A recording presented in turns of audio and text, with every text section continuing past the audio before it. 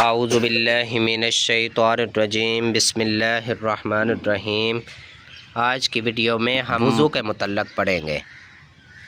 ارشاد باری تعالیٰ ہے کہ اے ایمان والو، جب تم نماز کے لیے اٹھو تو اپنے منہوں کو دھو اور اپنے ہاتھوں کو کونیوں تک اور سروں کا مسح کرو اور پاؤں کو ٹخنوں تک دھو لو۔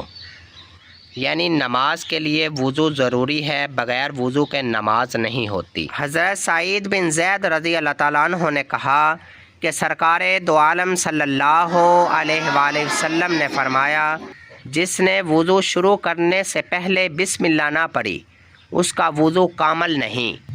اسی طرح حضرت ابو ہریرہ رضی اللہ تعالیٰ عنہ نے کہا کہ سرکار دو عالم صلی اللہ علیہ وآلہ وسلم نے فرمایا کہ جب تم کپڑا پہنو یا وضو کرو تو اپنی دائیں سائڈ سے شروع کرو۔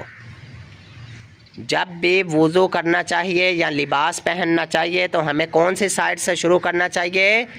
دائیں سائڈ سے، رائٹ سائڈ سے شروع کرنا چاہیے۔ ایک اور حدیث میں حضرت عثمان رضی اللہ تعالیٰ عنہ نے کہا کہ سرکار دو عالم صلی اللہ علیہ وآلہ وسلم نے فرمایا کہ جو شخص وضو کرے اور اچھا وضو کرے تو اس کے گناہ اس کے جسم سے نکل جاتے ہیں، یہاں تک کہ اس کے ناخنوں کے نیچے سے بھی نکل جاتے ہیں۔ وضو کرنے کی اتنی فضیلت ہے کہ جب بندہ صحیح اور کامل وضو کرتا ہے اس کے گناہ اس کے ناخنوں کے نیچے سے بھی نکل جاتے ہیں۔